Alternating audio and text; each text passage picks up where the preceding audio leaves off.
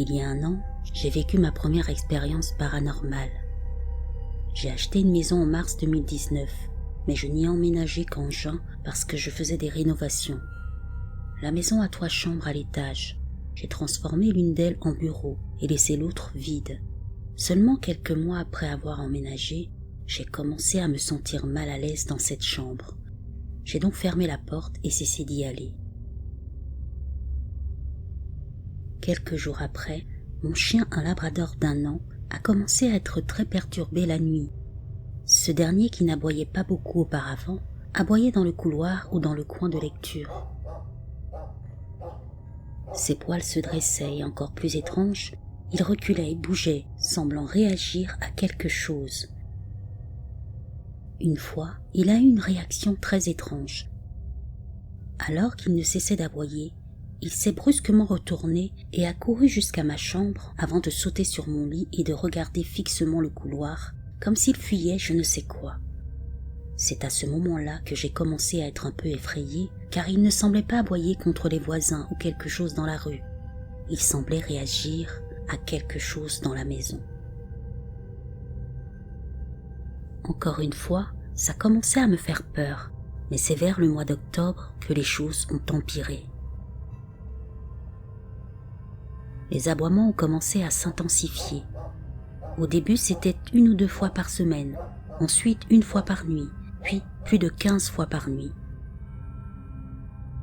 Une nuit, j'étais dans mon lit, essayant de dormir tant bien que mal, malgré mon chien qui ne cessait de grogner dans le couloir. À un moment donné, celui-ci s'était finalement endormi au pied de mon lit. Mais alors que je commençais à trouver le sommeil moi aussi, brusquement j'ai entendu une série de coups très rapides et très forts qui ont duré quelques secondes. J'étais assez désorientée, mon cœur battait la chamade et mon premier réflexe a été d'espérer que personne n'entrait par effraction. Mais curieusement, mon chien s'est réveillé en sursaut et s'est précipité directement vers le coin lecture et a recommencé à grogner. Auparavant, s'il entendait un bruit de l'extérieur, comme des voisins qui rentrent avec leur voiture bruyante, il descendait en courant pour aboyer à la fenêtre, mais maintenant c'était différent. Personnellement, je ne savais pas d'où venait le bruit et si c'était en bas ou en haut, donc je ne peux pas dire avec certitude si cela venait du coin où il aboyait. Mais quoi qu'il en soit, celui-ci s'est arrêté dès que je me suis levée. J'ai fini par me recoucher et j'ai réussi à m'assoupir à nouveau. Mais alors que j'étais complètement endormie, je me suis réveillée brusquement, certain que quelqu'un se rapprochait de ma chambre depuis le couloir. J'ai instinctivement crié « C'est quoi ce bordel ?» et je me suis préparée à me battre avec cette personne, convaincue qu'il était entré par effraction et était sur le point de me tomber dessus. Mais il n'y avait rien. Toujours pas convaincue, j'ai pris mon téléphone pour appeler ma mère et lui demander si je devais appeler la ligne de police non urgente. J'étais sûre que quelqu'un était entré par effraction. Elle n'a pas répondu, mais je lui en ai parlé le lendemain et elle a suggéré que ma maison pouvait être hantée. Alors j'ai décidé d'installer un enregistreur de sommeil pour le week-end. Pour référence, mon téléphone était sur ma table de nuit à côté de ma tête. J'ai pu entendre plusieurs choses dans plusieurs vidéos, notamment mon chien qui bougeait, moi qui bougeais, la climatisation qui se mettait en marche, etc. Et tout était beaucoup plus silencieux que ces bruits. Dans la deuxième vidéo, on peut entendre quelque chose qui traîne, puis ce qui ressemble à 3 bruits de pas ou à des détonations. J'ai essayé d'imiter les sons et je n'arrive pas à faire correspondre le second. Mais le premier ressemble à la porte de ma bibliothèque ou d'une armoire qui se ferme en claquant. On dirait aussi qu'il est plus éloigné de mon lit et qu'il se trouve dans le couloir. Cependant, je ne suis pas douée pour l'analyse audio, donc je peux me tromper. Pour faire court, ma mère a fini par me convaincre d'utiliser de la sauge. Nous avons fait le test de la bougie et les mèches des 2 bougies se sont éteintes simultanément dans la chambre d'amis. Pas de climatisation, pas de fenêtre ouverte, pas d'air en mouvement. Nous avons fait le test 3 fois dans la chambre à coucher et les 3 fois, les 2 mèches se sont éteintes simultanément. Pas de scintillement, pas de braise sur la mèche après, juste une flamme forte et régulière. Puis c'était comme si quelqu'un avait saisi la mèche avec des doigts mouillés. Nous avons testé les bougies dans d'autres endroits, mais cela ne s'est produit nulle part ailleurs. Mon père a vérifié le grenier, juste au cas où, tandis que ma mère a inspecté toute la maison. Depuis lors, rien. Mon chien n'a pas aboyé dans le coin ou dans l'escalier. Je garde la porte de la chambre ouverte maintenant, et je ne me suis pas sentie bizarre du tout.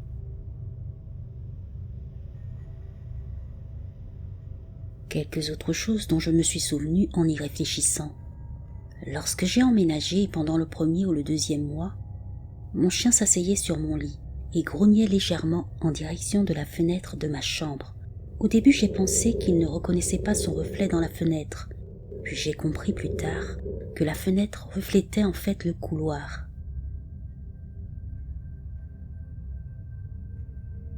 Vers le mois de septembre, au moment où l'activité a commencé, mon chien a connu un changement de personnalité très soudain. Normalement, lorsque je rentrais du travail, il était extrêmement heureux, énergique et très excité de me voir. Tout à coup, ce n'était plus le cas. Quand je rentrais du travail, il était extrêmement nerveux et terrifié. Il rampait vers moi, la tête basse, les oreilles en arrière, le corps bas, et il n'acceptait aucune friandise, même pas ses aliments préférés. Je devais laisser des friandises par terre et m'éloigner pour qu'il s'approche. Après environ 30 minutes, il changeait et était normal pour le reste de la journée, mais c'était tellement inhabituel. J'ai même failli l'emmener chez le vétérinaire, parce que je craignais qu'il s'agisse d'un cancer ou d'une maladie, mais cela s'est arrêté au bout de quelques semaines. C'est ma première expérience avec quelque chose de paranormal. Honnêtement, j'ai encore des doutes parfois, simplement parce que je suis comme ça, mais le fait que mon chien n'ait plus aboyé depuis est une trop grande coïncidence pour moi. Cela fait officiellement un peu plus d'1 an. Il n'y a pas eu un seul incident d'aboiement, de grognement ou de regard fixe de la part de celui-ci.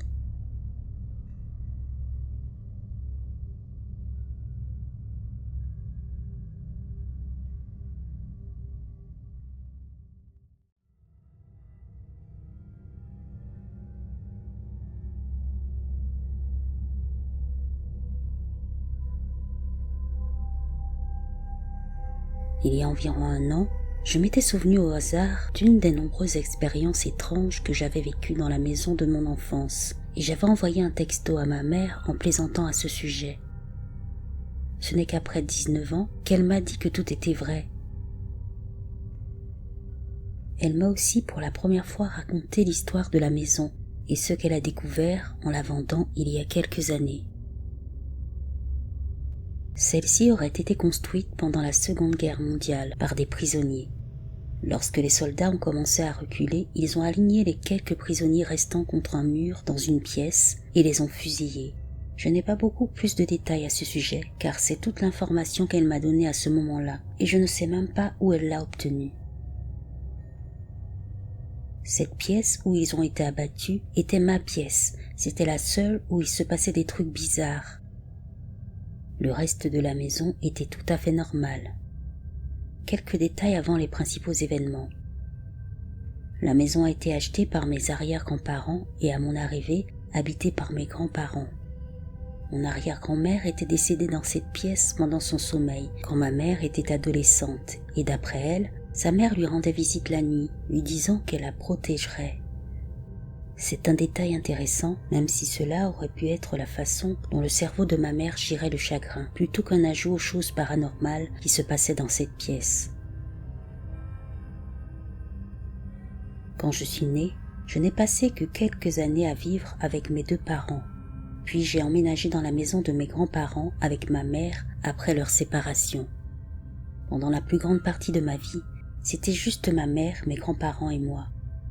J'ai vécu avec ma mère dans cette pièce et j'ai dormi dans un lit, et elle était toujours avec moi, ce qui me rendait folle parce qu'elle niait toujours les choses qui se passaient, même si elle était juste là. Cependant, elle m'a donné des explications comme « Tu étais une enfant, je ne voulais pas t'effrayer ». Malheureusement, j'ai dû passer la majeure partie de ma vie à penser que j'avais un problème mental à cause de ça. Cette pièce était aussi toujours froide, contrairement aux autres, et tous les animaux que j'ai eus ont refusé d'entrer dans la chambre. Au début, ils restaient un moment mais sortaient et dormaient près de la porte après. Ces événements ont commencé dans l'ordre chronologique et deviennent également plus extrêmes, bien que quelques-uns des premiers puissent être inversés en raison d'une mauvaise mémoire. Avant ma naissance, ma mère a dit qu'elle entendait des pas au-dessus de la pièce la nuit, ce qui était bizarre parce que nous n'avions pas de deuxième étage. Aussi loin que je me souvienne, je les ai entendus aussi. Ils se produisaient très souvent et seulement la nuit, et ils sont devenus moins nombreux au fil des années. Les pas semblaient lourds mais étouffés, comme un voisin marchant au-dessus de vous. Il y avait aussi ce son étrange et bruyant d'une horloge revenant d'un mur de la pièce, également uniquement la nuit. Je me souviens avoir mis mon oreille contre chaque mur plusieurs fois en essayant de comprendre d'où ça venait. Ma mère avait l'habitude de dire que c'était l'horloge de la cuisine qui était juste à côté de notre chambre. Mais j'ai essayé d'écouter celle-ci tous les jours et seul le son le plus faible sortait. Il y a un an, elle a dit qu'elle l'entendait aussi. Le volume du tic-tac a diminué lorsque cette pièce a été complètement démolie et reconstruite quand j'avais 5 ans, et il a disparu quelques années plus tard. Ensuite, j'ai commencé à voir un petit garçon dans la pièce, flottant dans le coin. Je ne me rappelle pas des choses qu'il disait ou faisait, mais j'ai un souvenir extrêmement vif d'en avoir parlé à ma mère et qu'elle m'a emmené dehors, assis sur le banc, avec moi sur ses genoux, me disant que je dois lui dire de partir et qu'il n'est pas le bienvenu là-bas. C'est le seul souvenir fort que j'ai de son existence, mais j'aurais pu l'inventer quand j'étais enfant et raconter à ma mère des conneries qui me venaient à l'esprit. Vous pouviez toujours sentir une présence là-bas lorsque vous essayiez de dormir. Je ne peux pas expliquer le sentiment exact ou même la force de celui-ci, mais c'était écrasant. C'était comme si 100 personnes extrêmement en colère et violentes se tenaient tout autour de vous et vous regardaient pendant que vous essayiez désespérément de vous endormir. Tout ce que je ressentais chaque nuit était de l'anxiété et de la terreur pure, même s'il devenait plus facile de s'endormir après de nombreuses années. Ma mère a dit qu'elle le ressentait aussi et a essayé de réprimer tout ça en laissant la télévision allumée jusqu'au petit matin, ce qui m'énervait parce que cela rendait l'endormissement encore plus difficile et qu'il y avait d'innombrables disputes à ce sujet. Un soir, je faisais mes devoirs près de mon bureau pendant que ma mère regardait la télé sur le lit. Le téléviseur était au milieu de ce rangement, étagère construite sur mesure du sol au plafond avec des livres en haut. J'avais l'habitude d'utiliser une règle pour essayer d'entrer dans les crevasses pour sortir un livre. C'est exactement pourquoi ce qui suit n'a pas de sens.